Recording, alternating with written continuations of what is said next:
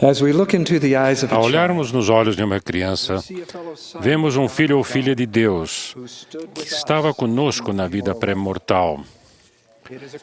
É um privilégio sublime para o marido e a mulher que são capazes de ter filhos, prover um corpo mortal para esses filhos espirituais de Deus. Acreditamos na família e acreditamos em filhos. Quando o marido e a mulher têm um filho, eles estão cumprindo parte do plano de nosso Pai Celestial de trazer filhos à Terra. O Senhor disse: "Pois eis que esta é minha obra e minha glória, levar efeito a imortalidade e vida eterna do homem." Antes da imortalidade, deve haver mortalidade. A família é ordenada por Deus. A família é essencial ao plano de nosso Pai Celestial aqui na Terra e nas eternidades. Antes de unir Adão e Eva em casamento, a Escritura diz: "E Deus os abençoou, e Deus lhes disse: frutificai e multiplicai-vos e enchei a terra." Em nossos dias, os profetas e apóstolos declararam: o primeiro mandamento dado a Adão e Eva por Deus referia-se ao potencial de tornar-se pais na condição de marido e mulher. Declaramos que o mandamento dado por Deus a seus filhos de multiplicarem e se encherem a terra continua em vigor. Esse mandamento não foi esquecido nem deixado de lado ou negligenciado na Igreja de Jesus Cristo dos Santos dos Últimos Dias. Expressamos profunda gratidão pela enorme fé que maridos e mulheres, principalmente as mulheres, demonstram em sua disposição de ter filhos. O momento de ter um filho e quantos filhos ter são decisões particulares que devem ser tomadas entre marido e mulher e o Senhor. Essas são decisões sagradas, decisões que devem ser tomadas com oração sincera e implementadas com grande fé. Há vários anos, o Elder James O. Mason, dos 70, contou-me essa história. O nascimento de nosso sexto filho foi uma experiência inesquecível. Enquanto eu fitava nossa bela filhinha no berçário, momentos após seu nascimento, ouvi nitidamente uma voz declarar: "Ainda haverá outro, e será um menino." Insensatamente, corri de volta para a cabeceira do leito de minha mulher, que estava totalmente esgotada, e dei-lhe a boa notícia.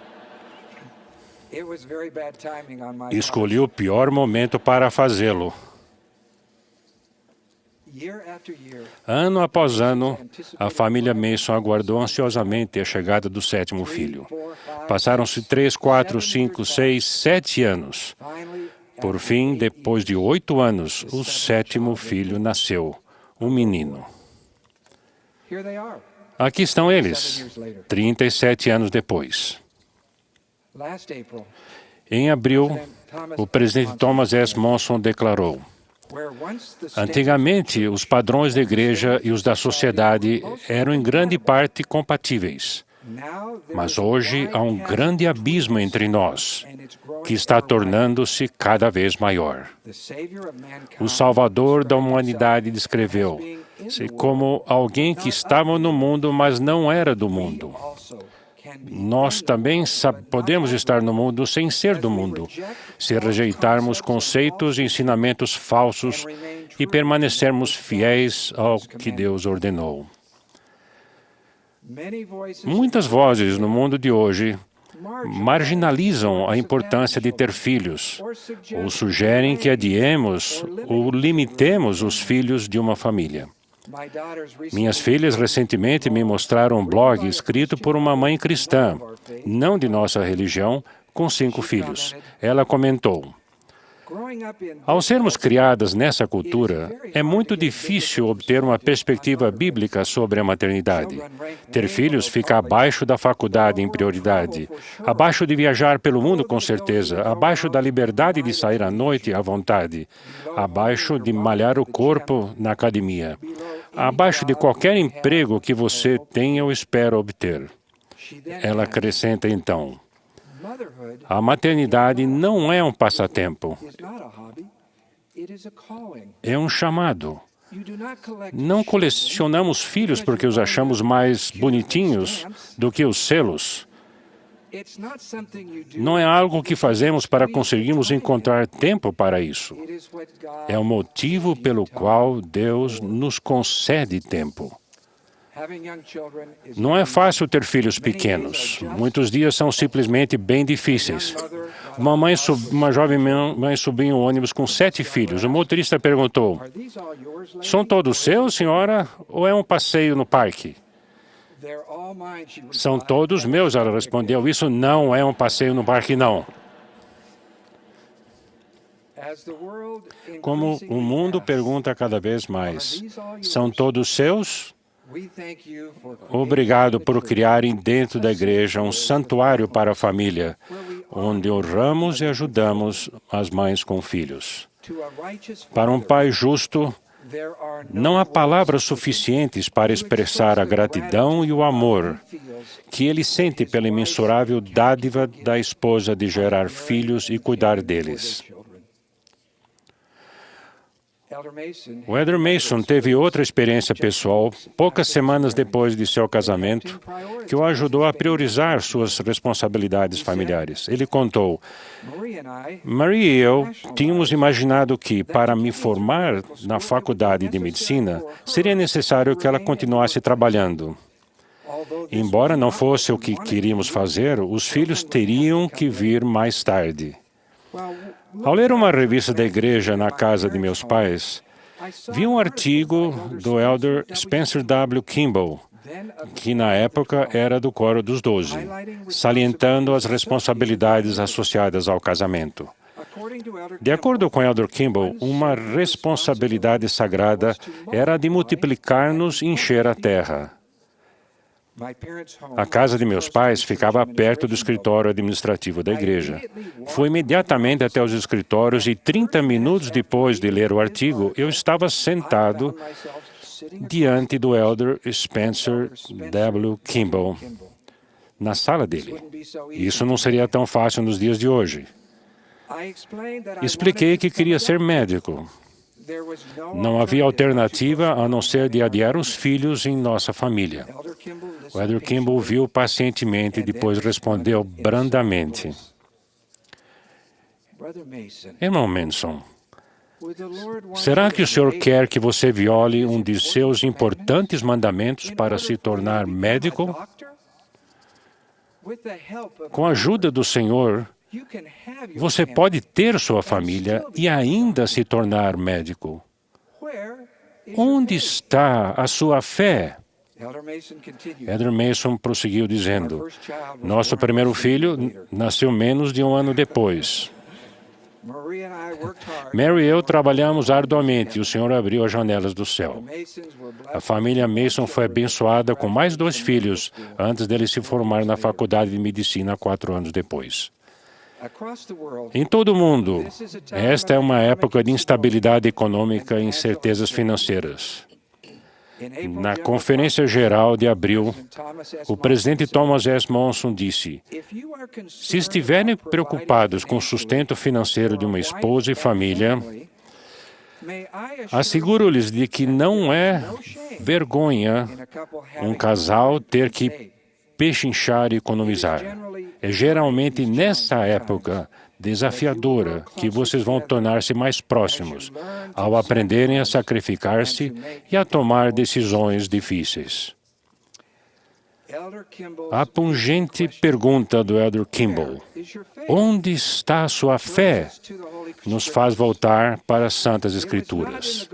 Não foi no Jardim do Éden que Adão e Eva tiveram seu primeiro filho. Deixando o jardim, Adão e Eva começaram a lavrar a terra. E Adão conheceu a sua mulher e ela teve filhos e filhas. E agindo em fé, eles começaram a multiplicar-se e a encher a terra. Não foi na casa em Jerusalém, com ouro, prata e coisas preciosas, que Leí e Saria, agindo com fé, tiveram seus filhos, Jacó e José. foi no deserto. Leí referir-se a seu filho Jacó como meu primogênito nos dias de minha tribulação no deserto. Leí disse a respeito de José: nasceste no deserto de minhas aflições. Sim, nos dias de minhas maiores angústias, tua mãe deu-te a luz. No livro de Êxodo, um homem e uma mulher casados, agindo com fé, tiveram um menino. Não houve um cartaz de boas-vindas na porta de frente para anunciar seu nascimento. Eles o esconderam porque o faraó tinha ordenado que todos os israelitas recém-nascidos do sexo masculino deveriam ser lançados no rio. Vocês conhecem o resto da história. O bebê foi carinhosamente colocado numa pequena cesta feita de junco, colocado no rio, vigiado por sua irmã, encontrado pela filha do faraó e cuidado por sua própria mãe. O menino foi devolvido à filha do faraó, que o tomou como seu filho e o chamou Moisés. Na mais amada história de nascimento de um bebê, não havia quarto decorado nem bercinho enfeitado, apenas uma manjedoura para o Salvador do mundo. No melhor dos tempos e no pior dos tempos, os verdadeiros santos de Deus, agindo com fé, nunca esqueceram, desprezaram ou negligenciaram o mandamento de Deus de se multiplicar e encher a terra.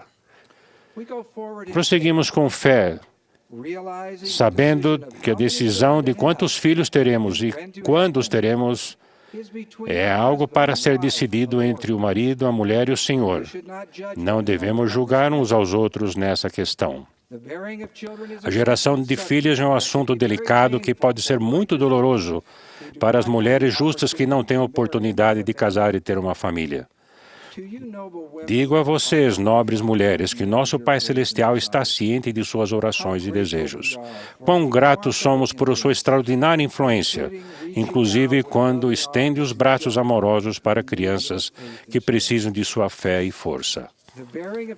A geração de filhos também pode ser um assunto doloroso para casais justos que se casam e descobrem que não podem ter os filhos que tão ansiosamente aguardavam, ou para o marido e a mulher que planejam ter uma família grande, mas são abençoados com uma família menor.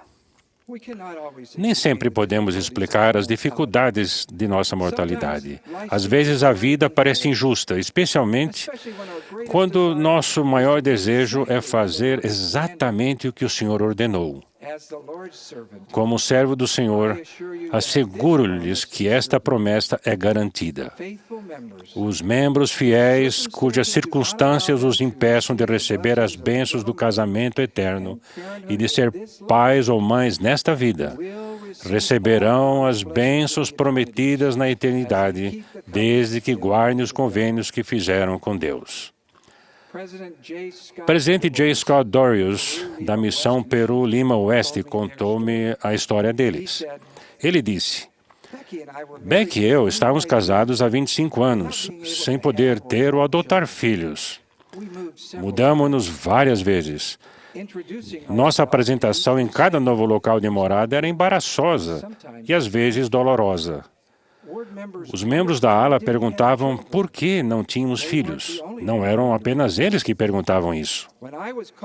Quando fui chamado como bispo, os membros da ala expressaram a preocupação de que eu não teria experiência com crianças e adolescentes. Agradeci por seu voto de apoio e pedi-lhes que me permitissem usar minhas habilidades de criação de filhos com os filhos deles. Eles aceitaram com amor. Esperamos, adquirimos visão e aprendemos paciência.